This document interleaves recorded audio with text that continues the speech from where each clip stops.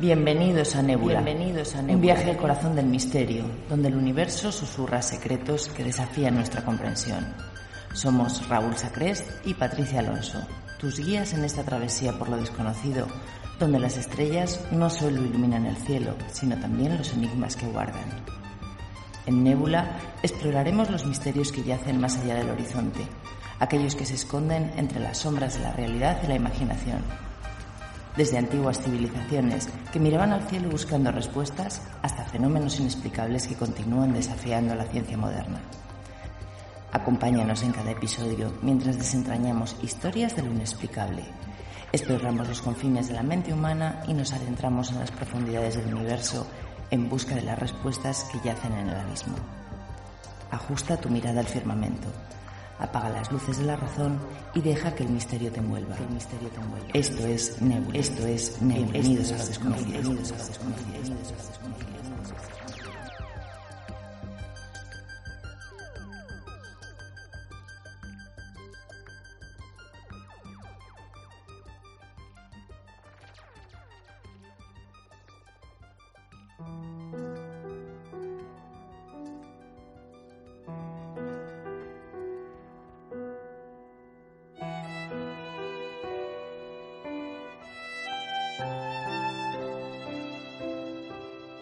Desde Nébula hoy nos detenemos. Apagamos por un momento el ruido y el misterio para dar paso al respeto y al recuerdo. Queremos expresar nuestro más sincero pésame a las familias, amigos y seres queridos de las víctimas del accidente de tren de Aldamuz. No existen palabras suficientes para aliviar una pérdida tan repentina e injusta, pero sí existe la necesidad de acompañar, de no olvidar y de honrar a quienes ya no están. En momentos como este, el silencio también habla de dolor, de ausencia y de vidas que quedaron interrumpidas demasiado pronto. A quienes hoy lloran, todo nuestro apoyo y cercanía. Que el recuerdo de las víctimas permanezca vivo y que la memoria siempre sea un acto de respeto. En días como hoy se hace muy difícil el hecho de ponerse delante de un micrófono a grabar.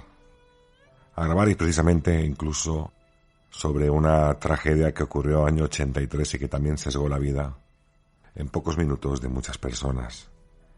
Hoy solo tengo momentos para el recuerdo de esas personas, el recuerdo de ese dolor.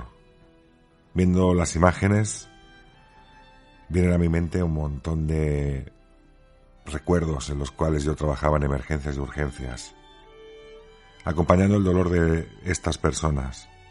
En ocasiones simplemente con estar al lado, presente, sin tener que decir absolutamente nada.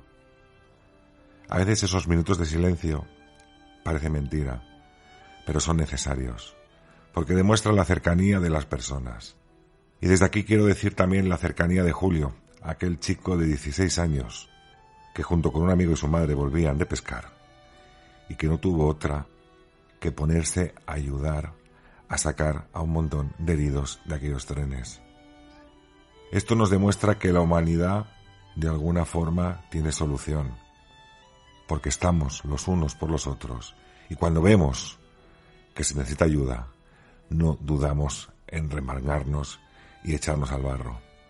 Así que simplemente, como hemos dicho en un principio, mandar ese gran recuerdo y ese pésame y ese acompañamiento en el dolor a todas las víctimas, no víctimas, sino las segundas víctimas que sean las familias que han sufrido la pérdida de un ser querido y aquellas personas que están en el hospital recuperándose de las heridas, algunas terribles incluso, y que esperamos que se recuperen de la mejor forma posible y lo más rápido también. Así que empezamos un nuevo capítulo, un capítulo, como digo, que no me gustaría empezar, pero que al mismo tiempo, dentro de la tragedia, en ocasiones también se abre la luz, y en este caso he querido recordar la figura de Julio como esa luz, o como ese ángel incluso, que muchas de las personas que él ha rescatado y que ha acompañado en todo momento le han dicho a sus familias. Así que, obviando esa parte, empezamos este Nébula, un Nébula también especial, un Nébula también de tragedia, y que al mismo tiempo guarda mucho misterio. Buenas noches, buenos días, buenas tardes. Día difícil, día complicado, se hace ver las noticias y no tener la lágrima suelta prácticamente en muchos momentos, viendo el dolor ajeno que a veces parece y resulta ser propio. ¿Por qué? Porque todos somos personas, todos tenemos familia y de alguna forma esto se hace notar. Y desde aquí también quiero decir, para este programa en concreto, que nosotros nos basamos básicamente en lo que nos comenta la gente. Sabemos que es una tragedia el caso que vamos a narrar hoy, el cual ocurrió hace pocos años, exactamente hará 43 años, este mes de diciembre del 2026. Muchas familias también han sufrido y han padecido la pérdida repentina y con ello quizás realizar este programa para mucha gente no esté bien visto, pero al mismo tiempo vuelvo a recordar y vuelvo a decir lo mismo. Nosotros marcamos siempre el respeto hacia las víctimas, máximo, siempre. Si en algún momento se llega a ofender a alguien, evidentemente este programa queda eliminado, queda borrado y no se va a volver a escuchar. Pero al mismo también nos vemos en el deber de que como por ejemplo pasó en el camping de los Alfaques, que también tuvimos ciertas críticas o en ciertas tragedias, cuando luego ocurren fenómenos de índole un poco desconocido. Y cuando se narran aquí, parece que en ciertos sectores, de alguna forma, molestan o son de forma incomprensible, como dando esperanzas o dando una versión que es inaudita para muchas personas. Así que simplemente lo que recogemos en estos casos son vivencias de personas que han estado en el lugar donde quizás en un tiempo pasado hubo una desgracia, pero que al mismo tiempo, en la actualidad, y esto sirva para nunca olvidar estas grandes tragedias y recordar siempre a esos fallecidos y a esos familiares, vuelven a estar presentes en diferentes acciones. Así que bueno, con todo esto, buenas noches Patricia Alonso, ¿qué tal estamos esta semana? Aparte que hemos dicho de estos accidentes. Buenas noches Raúl, muy buenas noches a todos los nebuleros que estáis ahí detrás de las ondas. Pues sí, efectivamente, la verdad es que teníamos un fin de semana, la verdad, ahí un poco especial, que hemos estado de viaje y tal, nos fuimos a Sevilla y nos encontramos allí mismo con la desgraciada noticia. Y bueno, pues esto ya, la verdad es que te hunde un poco, ¿no? Te mina un poco la moral.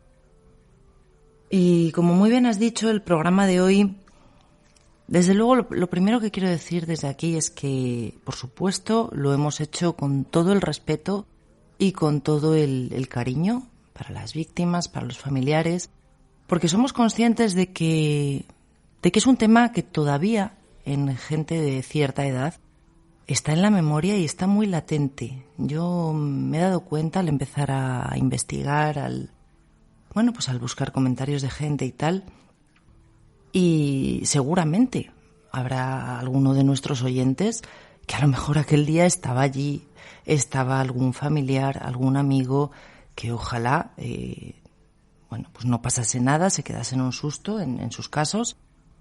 Pero bueno, y si es así, de esa manera, y queréis participar, por supuesto, ya sabéis que podéis poneros en contacto con nosotros y contarnos todo lo que queráis, para bien o para mal. Ya sabéis que los micrófonos siempre los tenemos abiertos. Y diréis que ¿por qué este tema? Pues a ver, yo voy a contar algo que no he contado nunca a nadie. Estamos hablando de algo que ocurrió en el año 83, el incendio de la famosa discoteca Alcalá 20. Fíjate que por aquel entonces, Raúl, tú y yo teníamos 5 años. No, yo un poquito más, no, es que sí. no le estáis viendo lo que está haciendo, porque aquí hago un pequeño paréntesis para que todos lo sepáis, que Raúl se vanagloria de que yo soy 4 meses más mayor que él. Me llama vieja. Aquí, mi primo. No es vanagloria, es una realidad. Sí, pero a mí no se me nota, ya lo sabéis. Eso es otro caso. Y bueno, pues como decía, teníamos 5 años.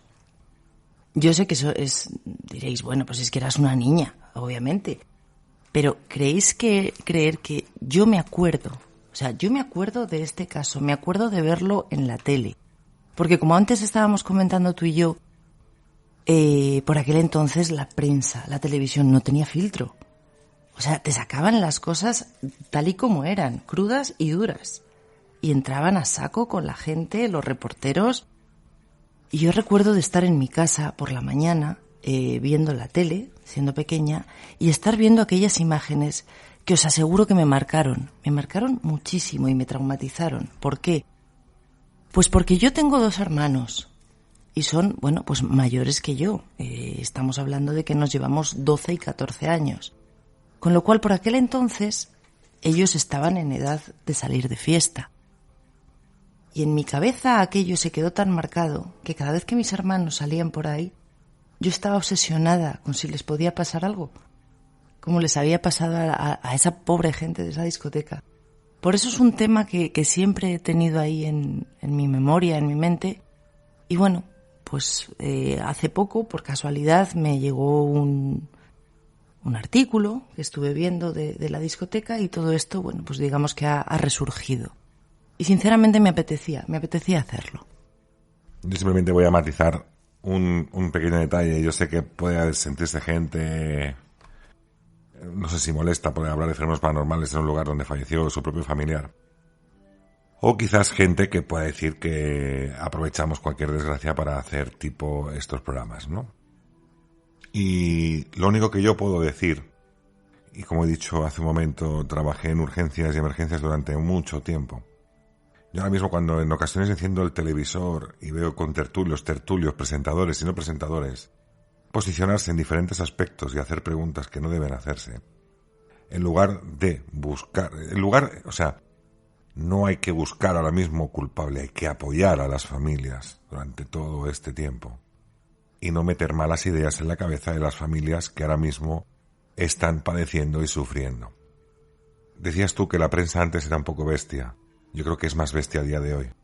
Porque psicológicamente, quizás a mejor ver una imagen te podía suponer un impacto emocional, eso es bien cierto, pero a día de hoy, las televisiones, y disculpar que lo diga así de esta forma, porque he trabajado en varias emergencias, las televisiones, las informaciones y los periodistas, y sobre todo depende de quién están pagados, eso que no quiero hablar de política, depende de quién está pagado, te trata una versión o una muy distinta.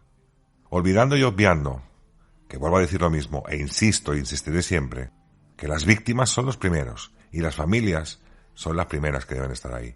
Y vuelvo a decir lo mismo, para mí es una ofensa tremenda, y lo digo a pie y con fe de causa, que los señores responsables o políticos o incluso instituciones se presenten en el lugar cuando hay profesionales trabajando que tienen que paralizar sus labores de recuperación de cuerpos, por ejemplo en el caso de hoy, porque los señores tienen que pasearse para hacer la fotografía y sacar las imágenes de que han estado en el lugar y en la zona cero.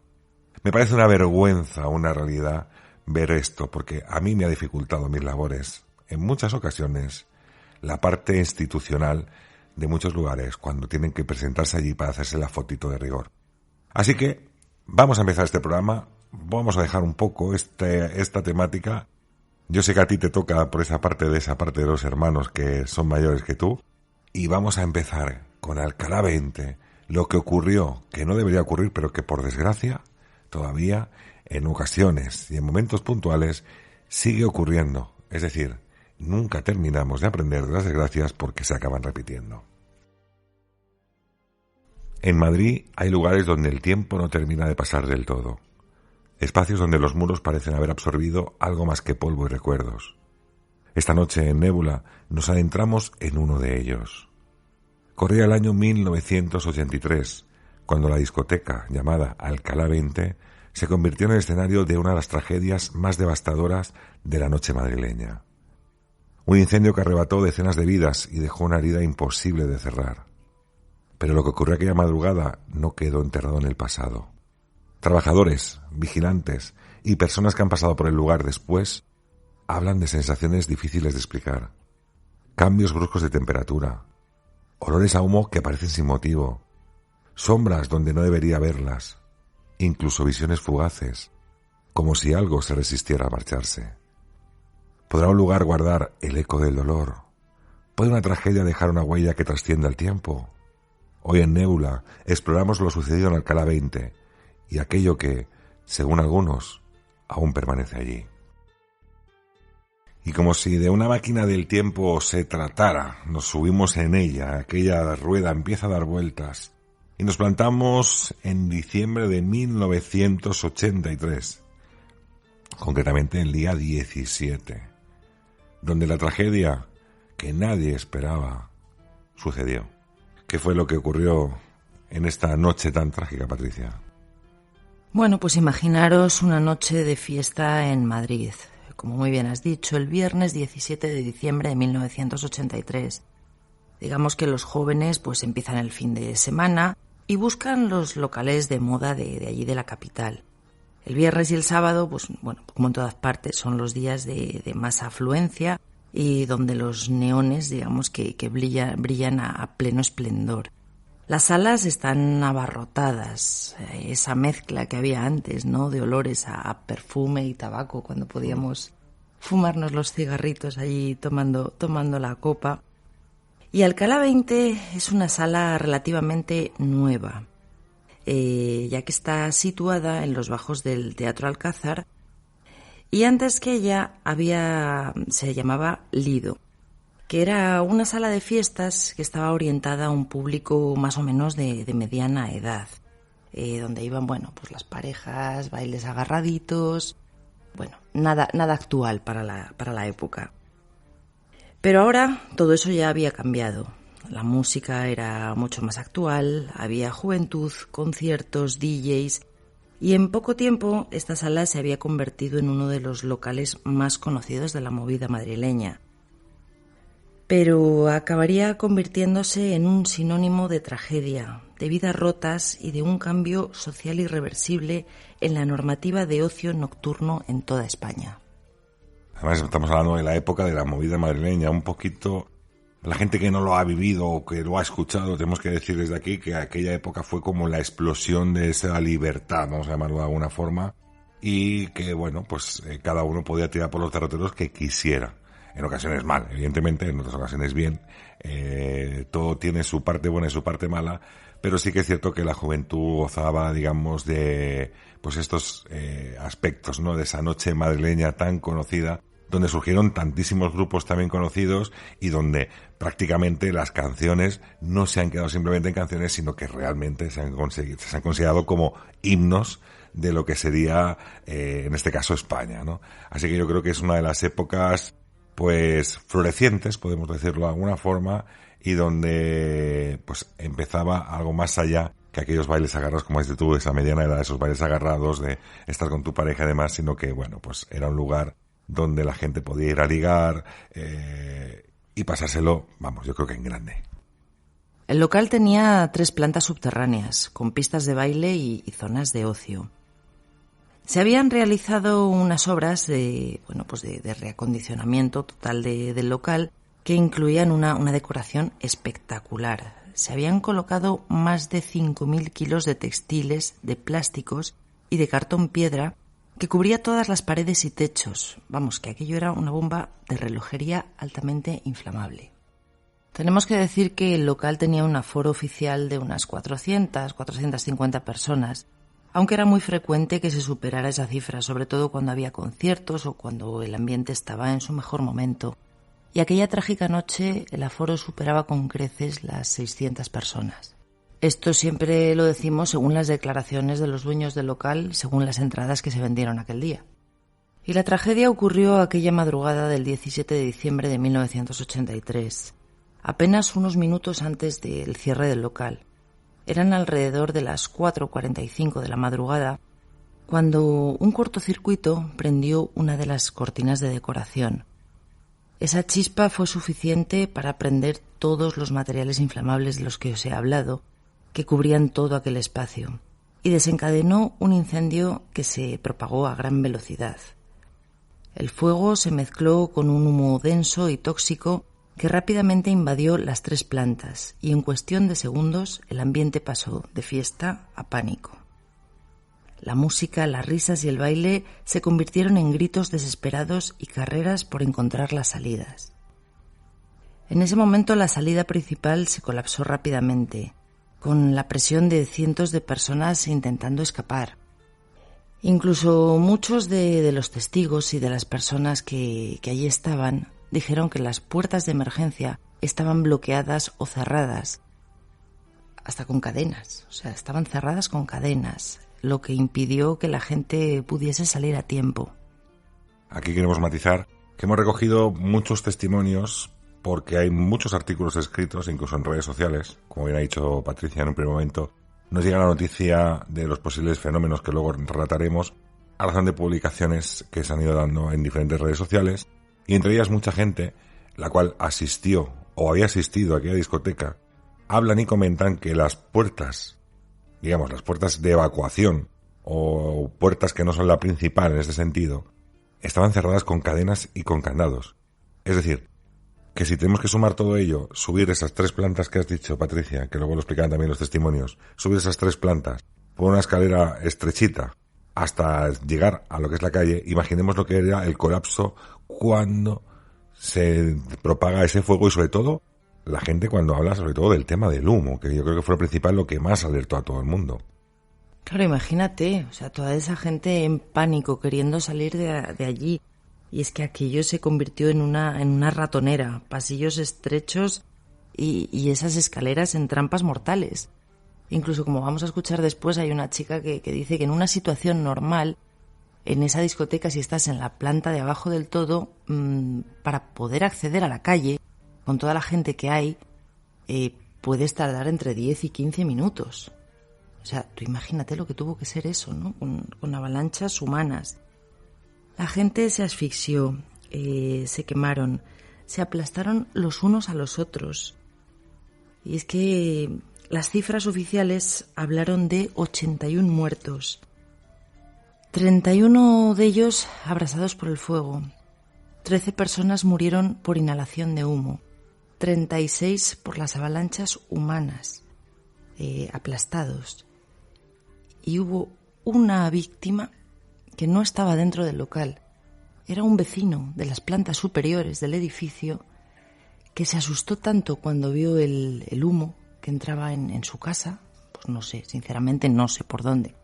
Si por una ventana, por un respiradero, por dónde. Su casa se empezó a llenar de humo y esta persona tomó la decisión de lanzarse por la ventana. O sea, incluso hay una víctima colateral a lo que sería ese incendio, bueno, provocado realmente por lo que sea ese incendio. Pero fijaros que vamos a poner, gracias a informe semanal del año 1983, aquí lo que hablábamos antes de la prensa, cómo eran de directos, aquí lo vais a escuchar, cómo testimonios que estaban en aquella discoteca en aquel momento narran su experiencia en aquel lugar.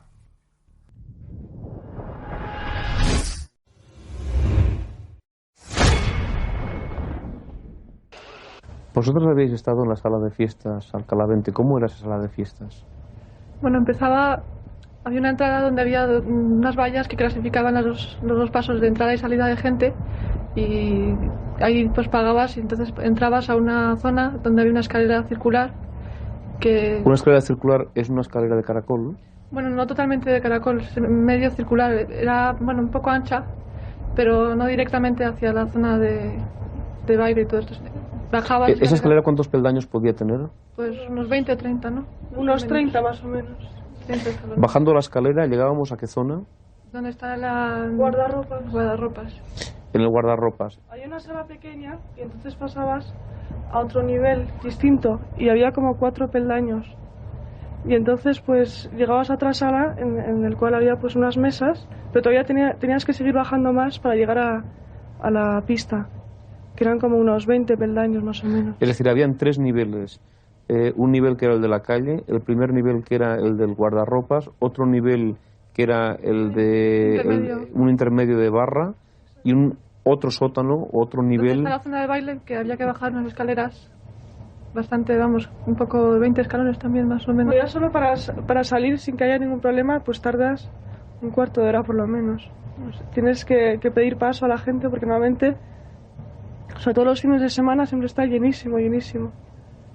Y entonces tienes que pedir paso a la gente y hasta que llegas arriba pues tardas más o menos un cuarto de hora. Empezaron a oírse gritos desde el fondo de la pista que había fuego, y al medio minuto así ya empezó a llegar el humo a la escalera y entonces ya empezaron los empujones y tal, y el pánico, ¿no? Y tremendo, ¿no? Ha sido increíble. Ha habido un tío que ha corrido la cortina y todo, ha tenido la sangre fría o lo que sea de correr la cortina, y la gente ha apurado su copa y se ha puesto su jersey y su bufanda, y salían perfectamente, ¿no? O sea, no pasaba absolutamente nada. Y ha habido en un segundo que se ha cubierto todo y de un humo blanco que no te dejaba respirar. Y entonces nos hemos metido dentro de la gente que subía escaleras y nos han empujado por unas escaleras 20 personas y nos hemos caído rodando abajo a oscuras. Y cuando hemos llegado abajo nos hemos visto que ya no podíamos subir por el humo. Entonces con mecheros hemos roto 3 puertas y una de las terceras ha entrado un tiro de aire. Sí, y pero vamos a ir a puñetazo, claro, limpio, ¿no? Ahí llegaba uno, pegaba un puñetazo. Joder, tenemos pues, las manos. Mira, sí, joder, mira, cómo tengo las manos. Acababan de cortar la música, habían encendido las luces y la gente había empezado a salir. Y de pronto empezó a salir un humo de detrás de los cortinajes del escenario. Y vamos, entonces nadie se ha percatado, hay gente que se la ha tomado broma, pero a los 20 segundos ha empezado todo a llenarse de humo y que nos asfixiábamos. ¿Había luz en ese momento o no?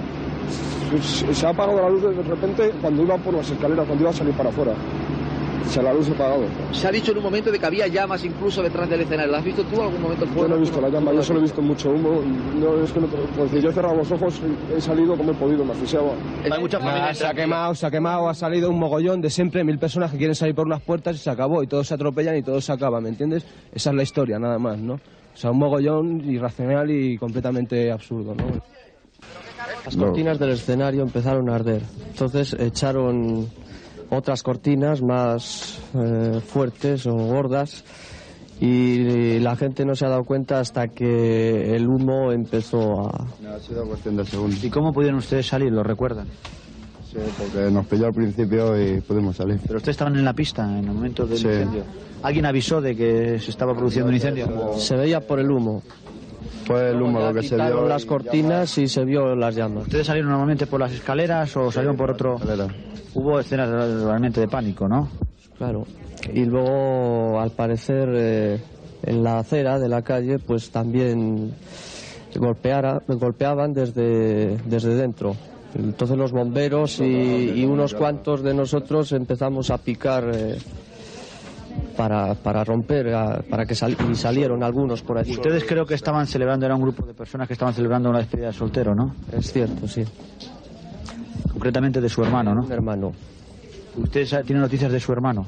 De este sí, está en casa, pero tenemos otro que no sabemos nada. ¿Qué es, amigo? O sea, ¿cuántos hermanos estaban ustedes? 4.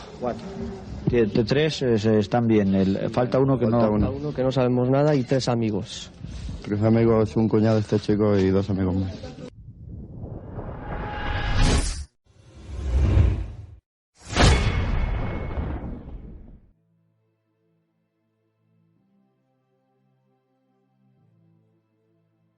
Hemos escuchado en un primer momento aquellos que caen rodando escaleras abajo y consiguen a base de puñetazos abrir puertas que estaban completamente cerradas y que entran a bocanada de aire. Y acabamos de escuchar también a estos últimos chicos que estaban de los primeros que pudieron salir. Uno de los hermanos evidentemente estaba todavía desaparecido en aquel mismo momento, junto con 3 amigos más en aquella despedida de soltero, diciendo que alguien golpeaba las puertas y que entre los bomberos y ellos ayudaron para tirar aquella puerta abajo para que pudieran salir. Es decir, aquellas puertas de emergencia, aquellas puertas que deberían abrirse desde el propio interior. Fue una trampa completamente mortal. Bueno, y es que aparte de las víctimas, hay que decir que hubo decenas de heridos, con secuelas físicas de por vida, pero sobre todo con secuelas psicológicas. O sea, gente que a día de hoy todavía, obviamente, no lo ha podido superar. Y es entendible, por supuesto. Porque es que piensa que la mayoría de las víctimas eran jóvenes. Muchos de ellos, pues recién salidos de la universidad, que habrían terminado sus carreras, que estaban empezando a comenzar sus trabajos, que estaban realmente comenzando a empezar sus vidas. Eso te marca que la vida empieza cuando naces, pero evidentemente nunca te marca ese punto final. Es decir, evidentemente le quedaría mucha vida por delante a todas esas personas que perecieron y que fallecieron en aquel lugar. Evidentemente, desde aquí me atrevo a decir incluso mal gestionado. Por mucho que se llegó a hablar, y supongo que esto lo matizaremos a día de hoy, que se llegó a hablar de que estaba todo correcto, estaba todo perfecto. De hecho, en esos documentales precisamente de Informe Semanal sale hablando diferentes cargos de la Diputación de Madrid y demás, diciendo que todo cumplía reglamentariamente toda la normativa de seguridad que es necesaria. Pero bueno, yo creo que esto lo adelantaremos, no adelantaremos acontecimientos, sino que continuamos con todo ello. Y ahí en la puerta, imagínate, o sea, el despliegue de cuerpos de seguridad, la verdad es que fue impresionante. Incluso los bomberos y los rescatistas describieron las escenas que se encontraron como dantescas, de una desolación absoluta. Había, pues cuerpos amontonados en los pasillos, jóvenes abrazados entre sí, y fuera, en la calle, imaginaros, las familias intentando localizar a sus seres queridos, como hemos escuchado en el audio.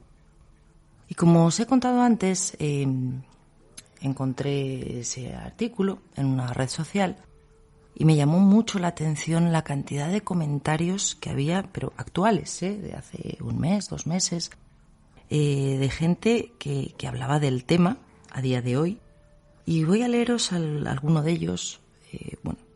Entiendo que están en red social, no voy a dar los nombres de la gente, pero entiendo que no hay ningún problema. Hay una chica que dice: fue una tragedia. Ese día entré unos minutos para recoger mi bolso y salí sin darme cuenta de que fui una privilegiada. Pero allí murieron amigos y la gente joven que acudíamos a pasarlo bien. Todavía sueño con Alcalá 20. Hay otra chica que dice: mi padre me contó que 4 amigos de su pandilla murieron allí. Él iba a ir, pero le tocó trabajar y salió tarde, así que se fue derecho a casa. Eso fue lo que le salvó. Hay otra persona que dice: fueron 82 las muertes, no 81, entre ellas mi padre.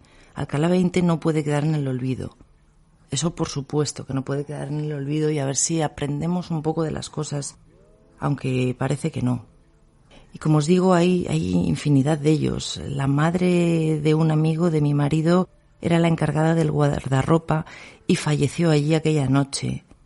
Hay otro chico que dice: yo conocí al DJ que salió, pero volvió a entrar a buscar a su novia y allí se quedaron los 2. O sea, terrible, me parece terrible. Hay uno de ellos que dice: las puertas de emergencia tenían candados puestos y la mayoría fallecieron por inhalación del humo y pisoteados en las escaleras. Mi hermano con 24 años fue uno de ellos. Yo tenía 17 años y la noticia, que aunque ya estaba en los medios, la recibí yo por la mañana, comunicándome que mi hermano había fallecido allí. O sea, es que esto me parece de verdad, tiene que ser un trauma tan grande. O sea, que no me extraña que esto te quede marcado de por vida.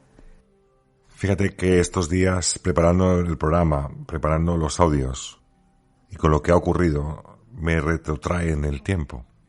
Y me retrotrae en el tiempo, ¿por qué quiero decir esto? Porque el dolor también es recogido por las familias cuando iban al Instituto Anatómico Forense, como es el caso actual, a intentar reconocer a las personas posiblemente fallecidas.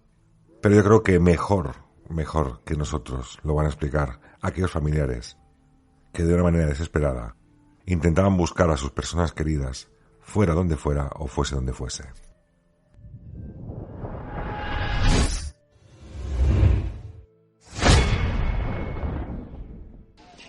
Desde Ramón y Cajal vengo hospital por hospital. ¿Ya se ha recorrido todos los hospitales? Todos los hospitales, todos.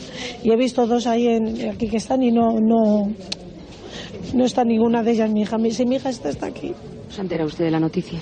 Esta mañana a las 7:30 cuando he puesto la radio, porque como no venía y mi hija no suele venir tan tarde, mi marido ya no ha podido parar y se ha levantado y ha puesto la radio nada más levantarse y nada más que hemos oído eso hemos salido corriendo. No le hemos figurado porque ella llama por teléfono cuando viene algo tarde. ¿Ustedes sabían que estaba en la discoteca? No. Pero ahora hemos llamado a mi casa por teléfono y ya han llamado a preguntar por ella porque ya hay 2 de los que iban juntos. Ya hay 2 juntos. Hay un chiquito, se llama Goyo, y otra chiquita, pobrecito.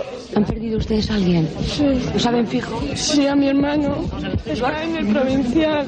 Es que he venido para ver si estaba mi cuñada. ¿Su hermano ya fijo sabe que la ha perdido? Sí, está muerto.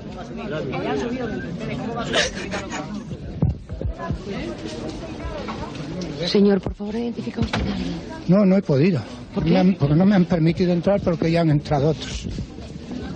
Pero usted sabe a quién cree usted. Es un hermano mío que está en la lista, pero ya han pasado otros y no me permiten entrar ahora. ¿Qué?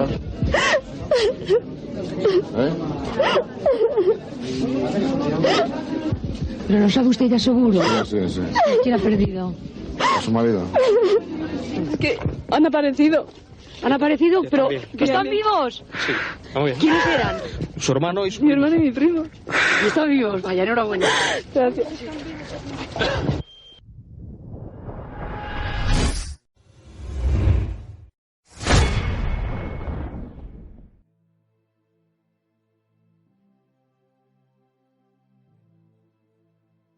Creo que el audio habla por sí solo. No es necesario comentar ni decir. Evidentemente, con la tragedia que tenemos hoy en día encima, también hay familiares que se quejan por la falta de información o que no terminan de confirmar que sus seres allegados han fallecido. Todo esto requiere unos procesos para verificar esa realidad.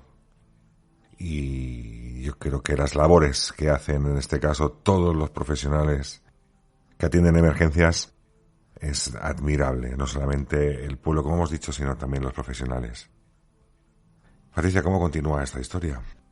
Bueno, pues obviamente después de cada catástrofe de estas tiene que haber un juicio en el que se supone que tienen que pagar los culpables por ello, y este no iba a ser menos. Pero también tengo que decir que juzgad vosotros si el juicio fue justo o no, como tantos otros. Ya que obviamente tras la tragedia se abrió una investigación judicial que culminó décadas después en un proceso lleno de polémica. En el juicio estaban implicados los 4 propietarios de la discoteca, el electricista que hizo la instalación defectuosa, el inspector del Ministerio del Interior, que había dado el visto bueno a las instalaciones, pese a todas las irregularidades que había, y el tribunal concluyó que había habido numerosas deficiencias, efectivamente, de seguridad, que los dueños conocían riesgos evidentes y que, sin embargo, abrieron el local. ¿Y cuáles fueron las penas impuestas? Pues los propietarios y el electricista recibieron 2 años de prisión por imprudencia temeraria, y el señor inspector del Ministerio del Interior tuvo su pena rebajada por el Tribunal Supremo a 1 mes de arresto y a una multa al considerarlo responsable de una falta menos grave. Ahí lo dejo. El Estado fue declarado responsable de civil subsidiario y se impusieron indemnizaciones millonarias a las familias de las víctimas, aunque también hay que decir que muchos de ellos las recibieron bastantes años después. Como siempre pasa en estos casos, los culpables se van de rositas y sobre todo se tienen un cargo. Por el electricista, que el hombre, estoy seguro que lo haría con toda su buena fe en la instalación eléctrica, pero que evidentemente a esa instalación luego tenemos que sumar a alguien que supervise aquella instalación de que está correcta. Porque para él puede estar correcta, pero a lo mejor la persona que tiene que ser experta en posibles fallos debería haber actuado de rigor. Pero no fue así.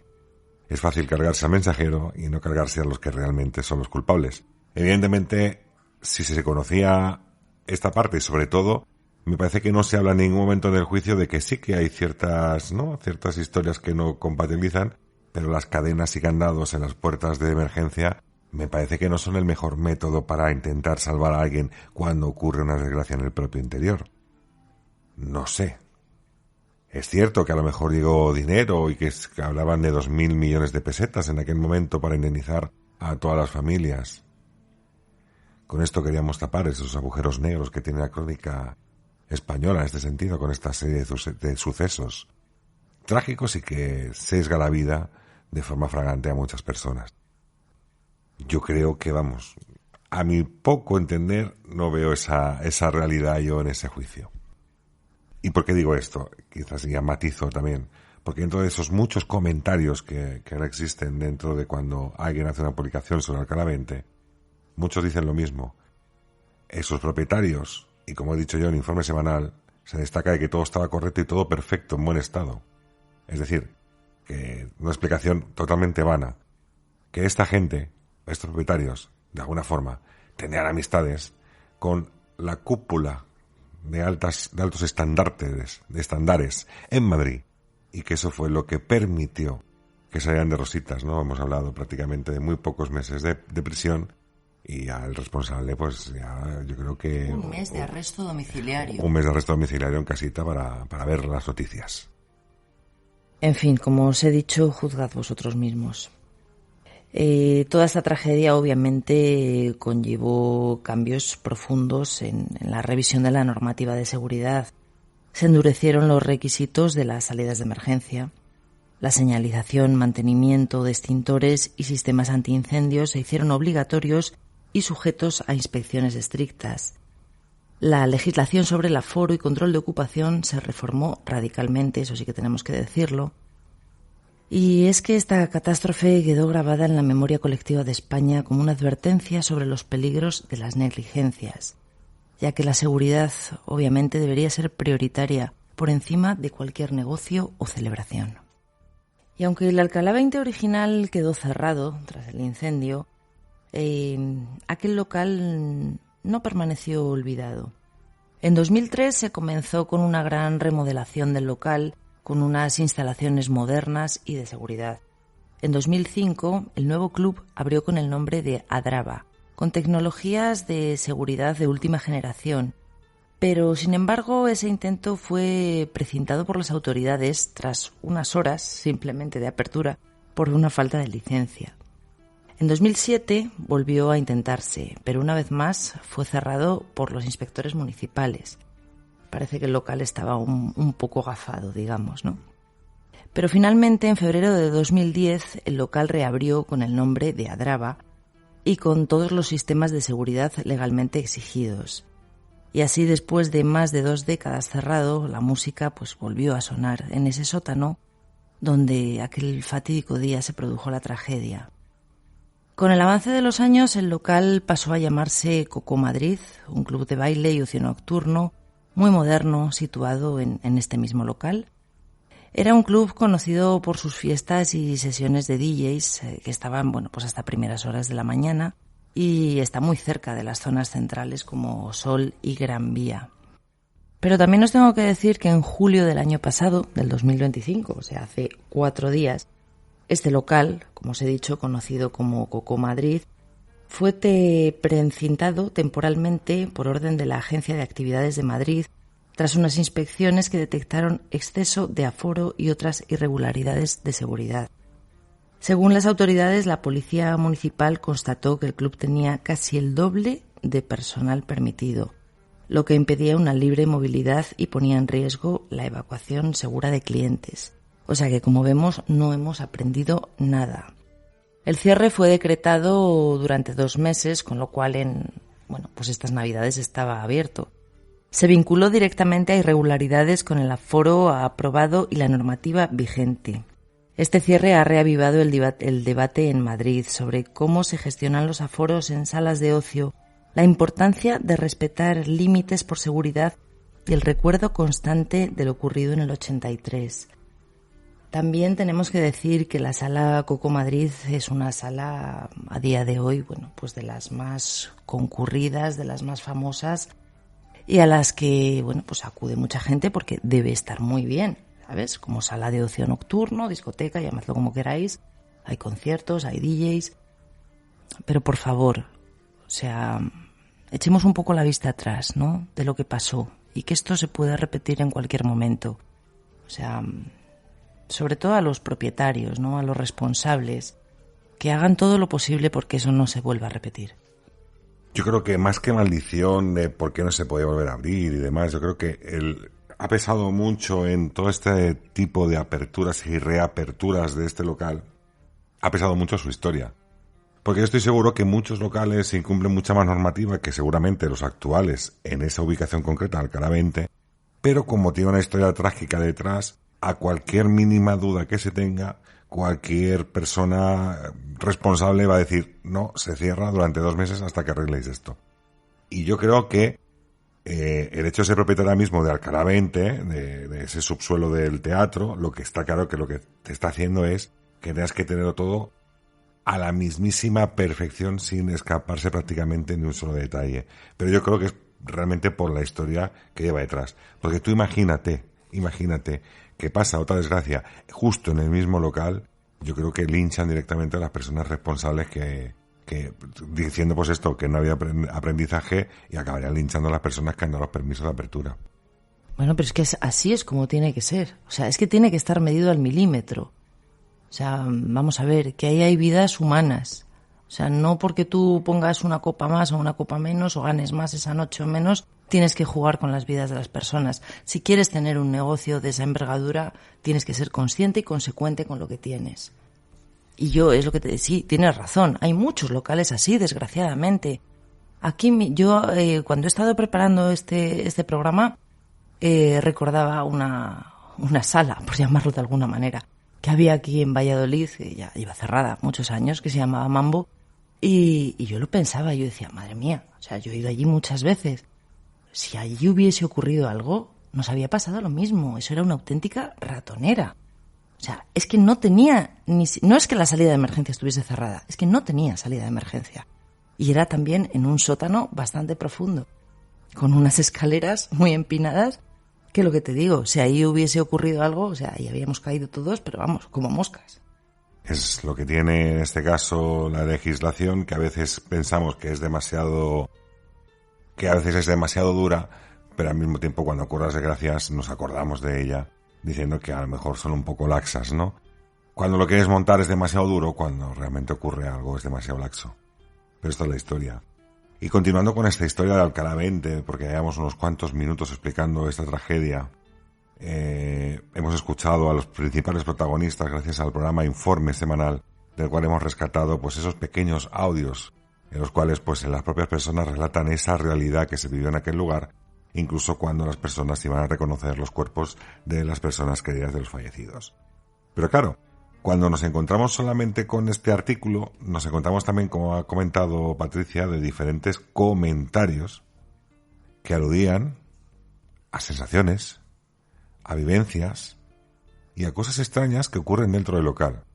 Claro, aquí es curioso el matiz. ¿Por qué? Porque si tú vas a una sala de baile o vas a una discoteca, la luz, el ruido pongamos, no la música quizás en un estado alto, el movimiento de gente, la cantidad de gente que puede estar, yo creo que es el sitio menos idóneo, menos oportuno para tener ningún tipo de experiencia del ámbito paranormal. Es decir, que tú ves una sombra, a lo mejor estás en el baño, ves pasar una sombra y lo que menos echas cuentas es que realmente sea algo paranormal, sino que estás echando culpa de que hay mucha gente y evidentemente nunca te da por pensar en esa otra realidad. Pero claro, al mismo tiempo nos hemos encontrado con personas que han trabajado en el interior de este local durante mucho tiempo, a posterior de esta tragedia, que nos han hablado, o que nos han relatado, o que comentaban en esos comentarios de aquellos artículos, sensaciones cuanto más extrañas, ¿no es así?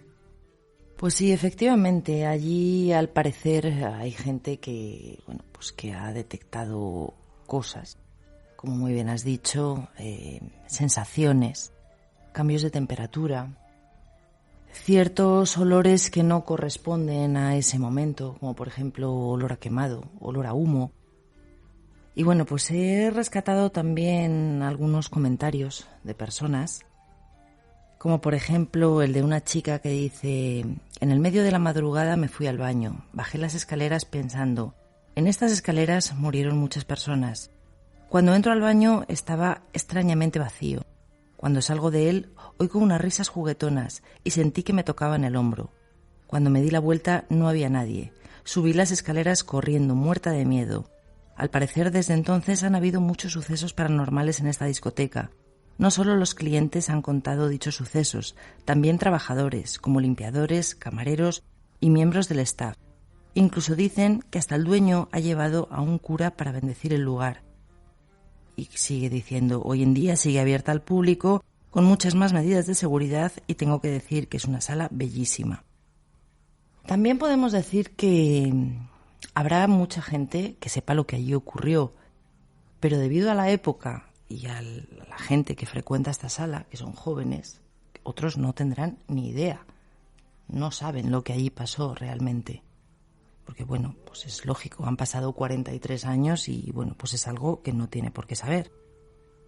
Tengo por aquí otro comentario que dice: en 2015 volvieron a inaugurar esa discoteca pese a la protesta de muchos amigos y familiares de las víctimas bajo el nombre de Sala Coco. Los fines de semana hay sesiones de música electrónica bajo el seudónimo, Mondo y Disco, Templo de la Música Electrónica. Unos amigos me invitaron y yo les expresaba mis dudas de ir, y les decía que en los 80 habían muerto muchas personas en ese lugar. La expectación por la apertura seguida del eco de los medios de comunicación hicieron para impedir la reapertura solo alimentaba el morbo. Incluso muchos dijeron que se trató de una campaña estratégica del dueño, un acaudalado empresario de la noche madrileña. Al final fui, la entrada abarrotada de gente como antaño y dentro una sala espectacular inmensa llena de gente. Una amiga mía que trabajaba allí me contaba unas cosas increíbles. Un día me dijo que cuando se cerraban las puertas y se suponía que allí no había nadie, alguien llamó a la policía porque dicen que había mucha gente en el local. Estos llamaron al dueño, que vivía cerca del local, y cuando fueron a mirar, allí no había nadie. Tengo que deciros que he intentado ponerme en contacto con algunos de estos testigos, de gente que les ha pasado cosas, y realmente, he podido hablar con ellos, pero la gente no quiere hablar.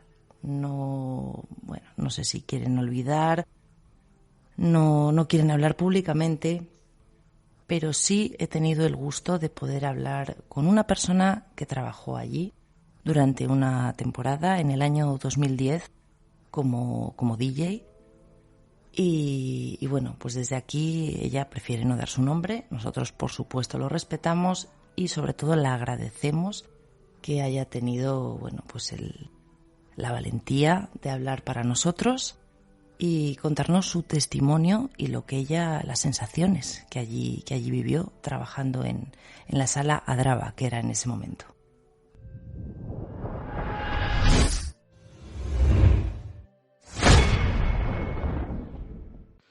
Muy buenas a todas las personas que nos estáis escuchando y en primer lugar pues quisiera dar las gracias al programa Nébula y a Patricia por haberme invitado a poder contar mi experiencia, la cual yo viví en el año 2010 en la discoteca Adrava. Bien sabéis que en el año 1983 la discoteca Alcalá 20 sufrió un gran incendio del cual fallecieron muchísimas personas que quedaron atrapadas y no pudieron salir debido a la falta de salidas de emergencia y una que estaba cerrada. En el año 2010 a mí me piden una sesión para ver si me contratan para poder pinchar en este sitio y aceptan mi sesión para los sábados.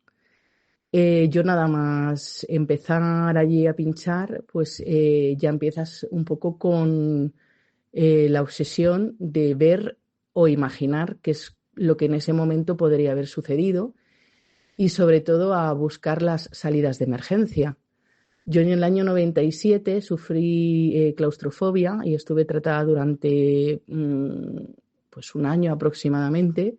No podía estar en lugares cerrados, lo superé bastante bien, pero siempre pues me quedó el resquicio y a día de hoy me queda todavía el donde hay una puerta para poder salir rápido si sucede algo. Y con Adrava pues me pasó. Cuando la inauguraron, yo sentía totalmente seguridad porque al lado de la cabina del disc jockey había una salida inmensa, más otras que se habían generado y a pesar pues del miedo que interior podía tener, la salida de emergencia del lado izquierdo me daba seguridad. Cuando les digo la salida del lado izquierdo que me daba seguridad, es una salida que había al lado de la cabina mirando hacia la pista y un pasillo que había y hay, ¿vale?, hacia la salida de la calle por donde entraban las personas y donde hubo el incendio, la gente se quedó allí atascada, se quedó atrapada y se pisaron y demás. En el tiempo que yo tenía de descanso solía pues o bien ir al baño o dar un paseo por la discoteca. Y en este pasillo que os hablo, que desde lo que es la entrada a la pista, Yo sentía una frialdad que no os podéis imaginar. El baño pasaba exactamente lo mismo. Había una sensación rara. Solamente eran puntos para mí claves, ¿vale? Estos puntos de frialdad y los mencionados eran como, quítate de aquí, ¿vale? Porque, no sé, es una sensación rara. Entonces, yo de verdad que nunca le he dado ninguna importancia, porque yo nunca no lo he dado ninguna importancia. Yo no creía en cosas del más allá, pero hace 4 años falleció mi madre y viví también una experiencia un poco, digamos, a lo mejor para el resto paranormal. Yo cuando ya enterramos a mi madre, yo estaba en casa y dije, yo necesito saber si hay algo más allá. Si tú estás aquí, mamá. Y en ese momento había encima, porque estábamos saliendo de la pandemia, había un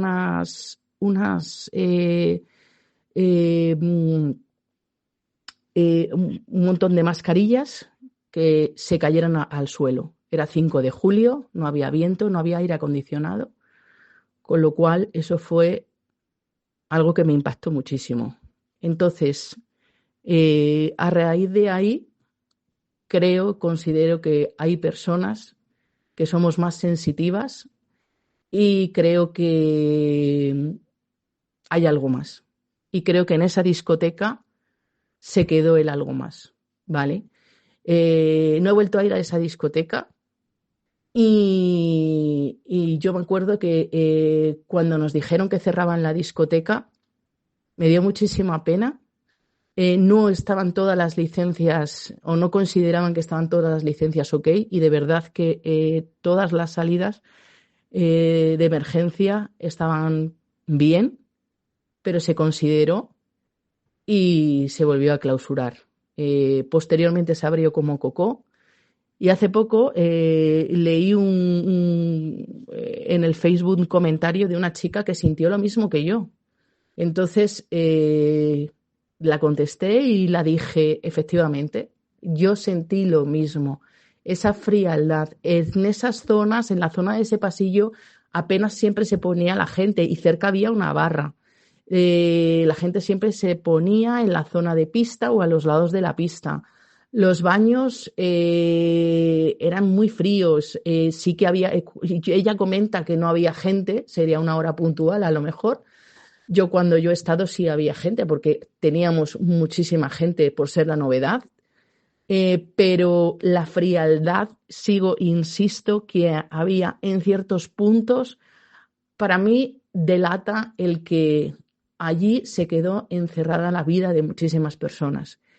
Y para concluir con esto, y para las personas que me estén escuchando y crean en ello, porque muchas veces también es creer, me gustaría dejaros un libro que me ayudó mucho y que me ayuda a confirmar todo lo que estoy diciendo, que se llama Muchas vidas, muchos maestros.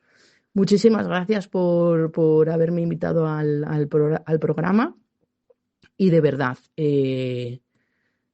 no es cuestión de que no exista nada, no, hay algo y por desgracia está entre nosotros. Muchísimas gracias.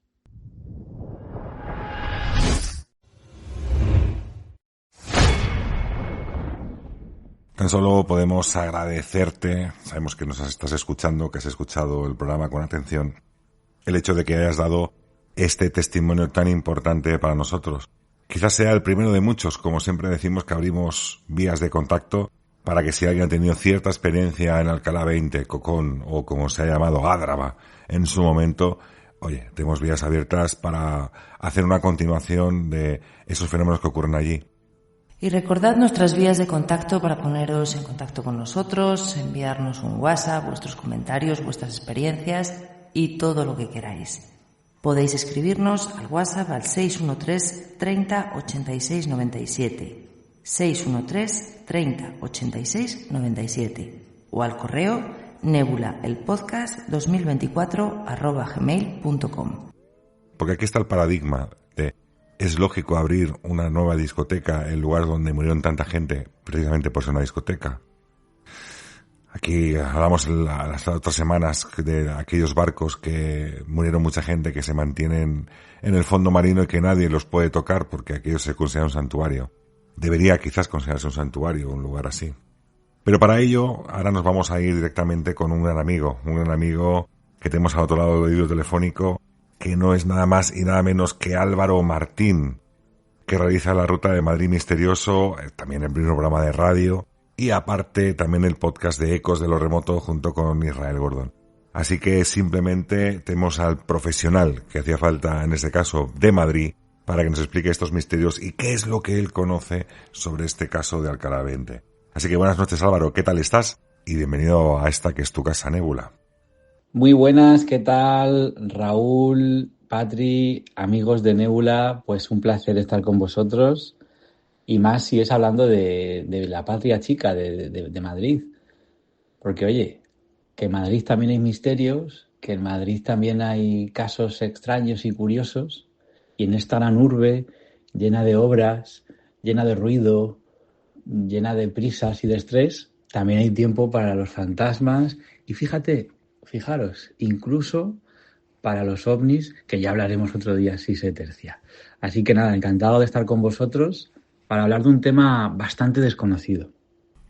Buenas noches, Álvaro, encantados de tenerte aquí una vez más con nosotros. Y yo quería preguntarte que en el tiempo que llevas tratando los misterios de Madrid, hoy nos encontramos con Alcalá 20, y tras esta tragedia, ¿cómo te llega la información de supuestos fenómenos extraños que ahí ocurren? Pues yo tenía mi olfato puesto ahí, yo tenía mi intuición, digamos, de sabueso del misterio, y ya que el lugar cumplía con las condiciones de sopesar que tuviera algún tipo de paranormalidad. ¿Por qué? Bueno, pues obviamente es un sitio donde ha habido una tragedia muy gorda que salió en todas las noticias, en todos los noticiarios, y que incluso hay un episodio de la serie Cuéntame que habla del incendio de la discoteca Alcalá 20, pero que no se ha derribado. El recinto continúa, por supuesto, reformado, con sistemas de seguridad, con sistemas antiincendio, con todo lo que no tenía o no funcionó en el momento del incidente. Pero ya tenía yo la intuición de que allí pudiera haber fantasmas o energías. Y yo pasaba por delante de la actual sala Cocó y decía, ahí tiene que haber, no veas tú. Pero bueno, yo lo mencionaba, hacía mis rutas, hablaba del incidente de Alcalá 20 y ya está. Como suceso trágico que merece la pena contarlo, porque cuando digo estas palabras, cuando digo Alcalá 20, mucha gente que está en el grupo, sobre todo a partir de cierta edad, pues se echan las manos a la cabeza, se acuerdan de aquello, ¿no?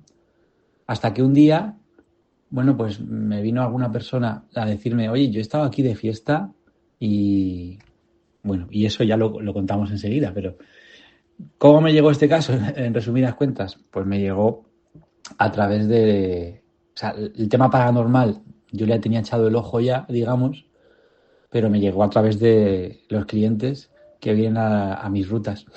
Y eso es muy, muy bonito porque más de un caso me ha llegado de esta manera. Álvaro, y con estas rutas, ¿cuántos testimonios te han llegado sobre los fenómenos que ocurren a posterior de esta tragedia del antiguo Alcalá 20? Pues son varios. Algunos testimonios no pasan de una anécdota, de una sensación. De hecho, la mayoría son sensaciones concretas, breves. No son episodios dignos de una película, digamos. Pues pueden ser 5 o 6 testimonios en este lugar, porque algunos me dicen, yo no he sentido nada, pero me cuentan que, eso también cuenta como un testimonio, vamos a decir, de segunda mano. Otros tienen que ver con personas que por casualidades extrañas no estaban donde tenían que haber estado, o sea, tenían que haber estado en esa discoteca en el momento del incendio y esa noche pues no estaban. También alguna premonición. Pero bueno, sí, calculamos que 5 o 6 testimonios de diferentes personas que apuntan a sucesos similares, vamos a decir, dentro de este lugar. El problema, yo os lo contaba off the record, el problema es que es un sitio que tiene una investigación complicada, porque los que pueden contar cosas son por lo menos los que estén allí desde el principio. Recordemos que es una discoteca, o sea, desde antes de abrir, personal de limpieza, bueno, pues técnicos, algunas personas, yo que sé, DJs o lo que sea, camareros, etcétera. Y bueno, esos hablan con cuentagotas, es un tesoro lo que habéis conseguido. Pero luego, por otra parte, están decenas y decenas y decenas, que tiene un aforo brutal esa sala, de personas que van allí a divertirse, que van de fiesta, que van a pasarlo bien y no van a buscar fantasmas. Ahora, a veces ocurre que aunque tú no vayas a buscarlo, eso te encuentra a ti. Y eso es lo que me ha pasado a mí. Y de todos estos testimonios que te han llegado, ¿cuál es el que más te ha impactado? Venga, que seguro que nos lo puedes contar. Pues lo voy a contar omitiendo algún detalle, porque como es contenido de la ruta, pues me gusta que quien viene conmigo pues tenga ese plus, tenga ese extra de recibir el caso con todo lujo de detalles, y porque sé que nos escucha mucha gente. No sería la primera vez que sale de aquí una idea mágica a otras cabezas. Pero sí, lo cuento. El que más me impresionó a mí fue una chica que era joven y no conocía el tema, porque además no es de Madrid. Estaba de fin de semana en Madrid, como tantas otras personas que se vienen pues a ver los musicales, a comer en sitios chulos, a ver museos y, claro, a ir a discotecas chulas también. Chulas o no lo sé. Yo es que no he estado nunca dentro de la sala, actual Sala Coco. Os podría contar, de hecho, estaría bien, que la sala está en los bajos del Teatro Alcázar y ahí pasan cosas también, Y ahí he sido yo testigo de una cosa en el teatro. Ya veis cuál es mi rollo. Soy más del teatro que está al lado que de la discoteca que está por debajo. Bueno, a lo que voy. Esa chica joven no sabía nada del incendio. Solo quería ir con su novio a pasar un buen rato, pero duraron en la discoteca pues apenas 5 minutos por las cosas que le pasaban a ella. Cosas como malestar, sensación de que algo no va bien, e incluso, en definitiva, y resumiendo este caso, a mí me impresionó mucho porque ellos no podían estar sugestionados. El novio no vio nada, ella iba con su novio, pero ella dice que percibe como si estuviera manifestándose el incendio en ese momento.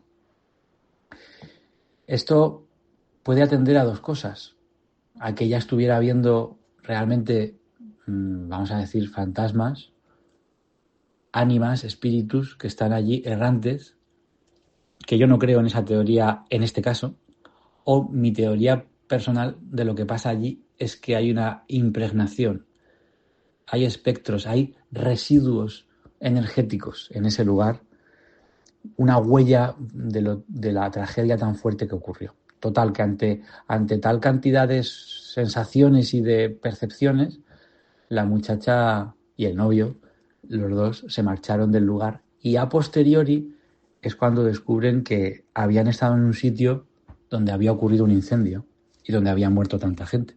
Y sobre todo a mí me llama la atención, ¿qué más te cuentan sobre qué sienten, qué ven o qué notan? ¿O que han vivido algo extraño allí las personas?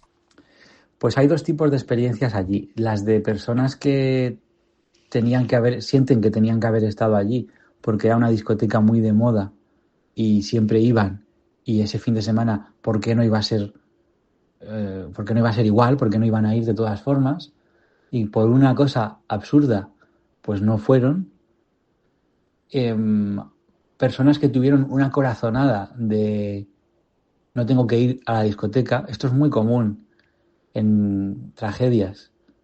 Pues lo encontramos en el Titanic, lo encontramos en las Torres Gemelas, personas que tenían que haber estado ahí, pero bueno, lo encontramos en Madrid. Yo recogí un montón de testimonios en los atentados del 11M de personas que siempre cogían ese tren que venía a esa hora, porque es el tren que les llevaba al trabajo para llegar a una hora concreta, y que ese día, por unas cosas que no podemos comprender, pues no lo cogieron.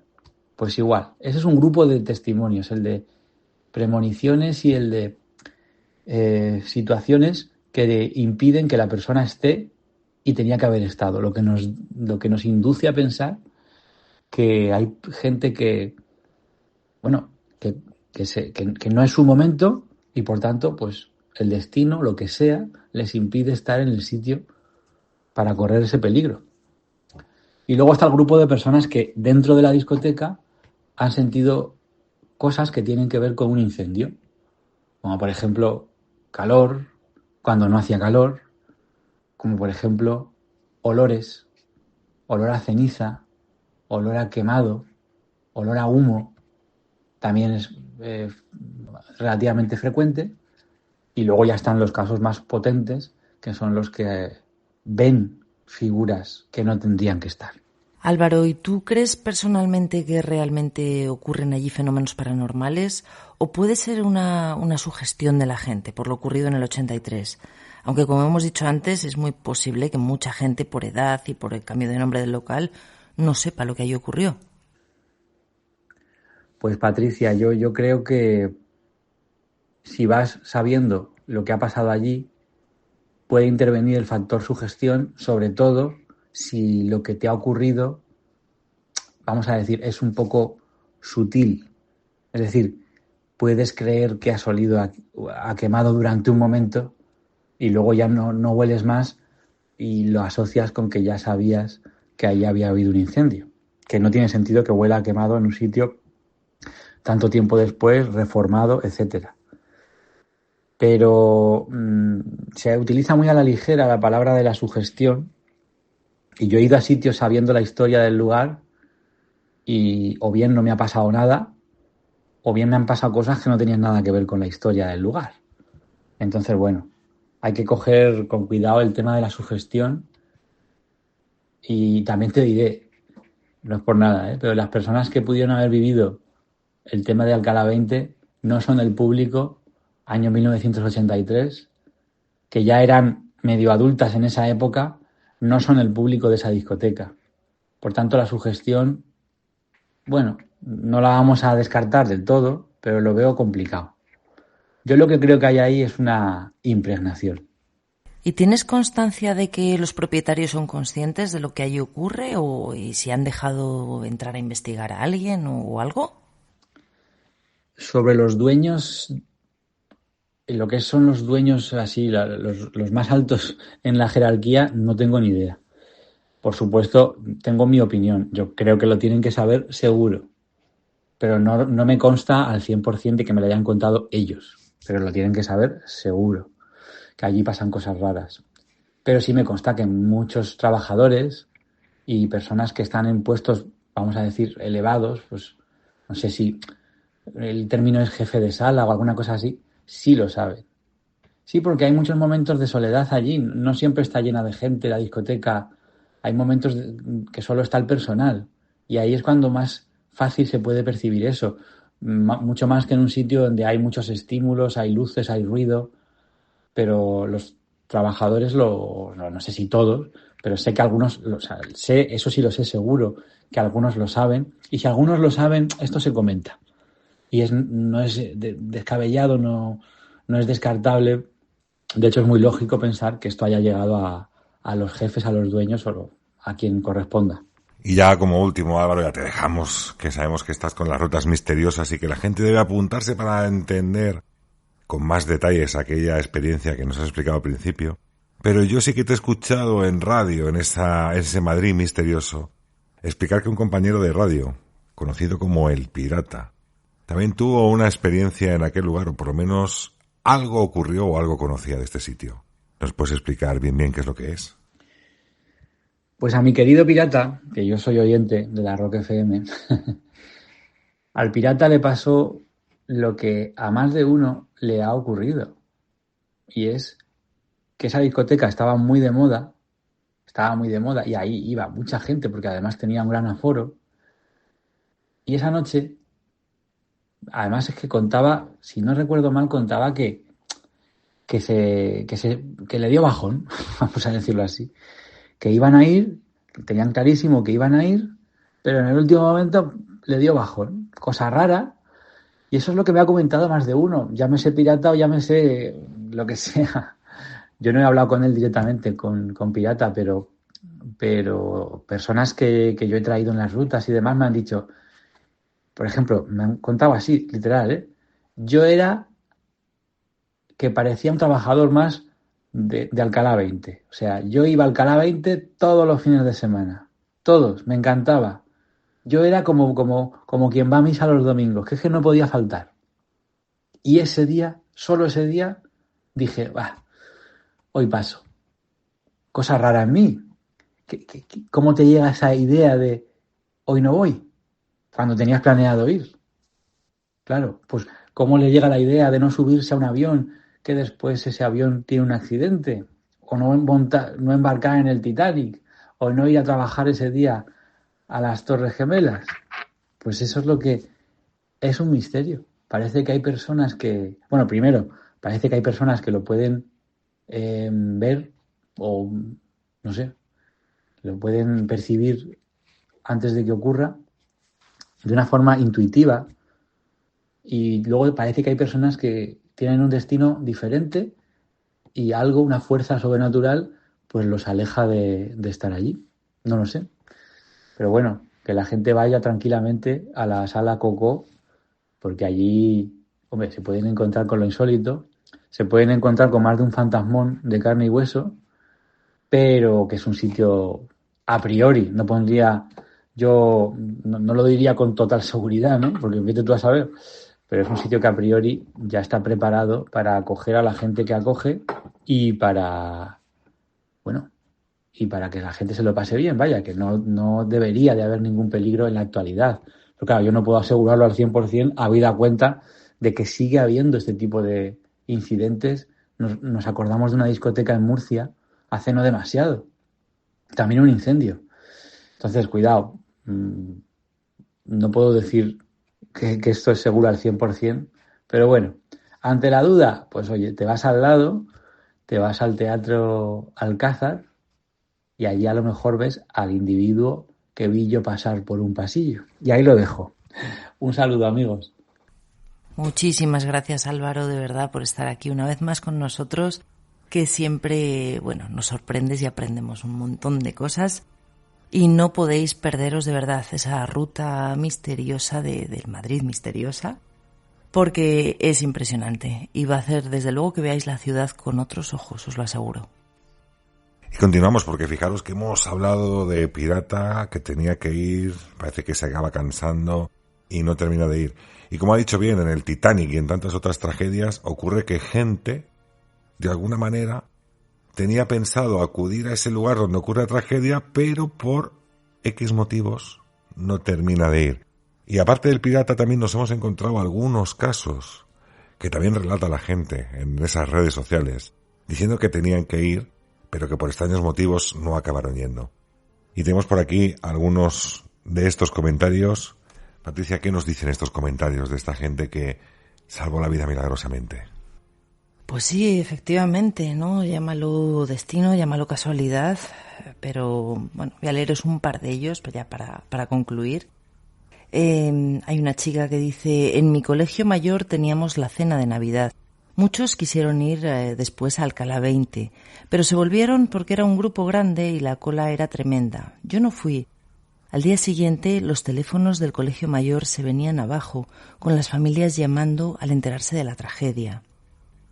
Y tenemos otro testimonio que dice: esa noche, sobre las 3, pasamos 4 amigos por la puerta con la intención de pasar, pero había muchísima gente en la cola para entrar.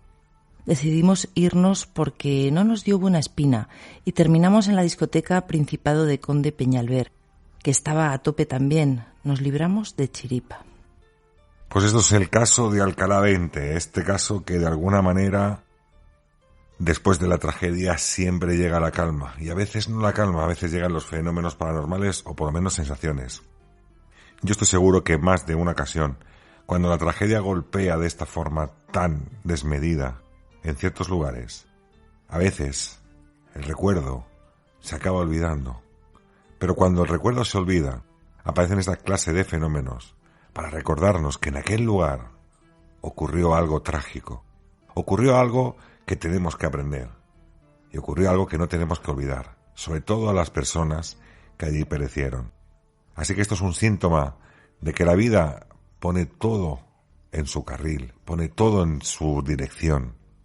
Tenemos que recordar lo que ocurre en ciertos lugares y sobre todo respetarlos. Y quizás, esa maldición quizás que tiene este local de que lo cierran, lo abren, tiene mucho que ver, o quizás las conciencias removidas de muchísima gente.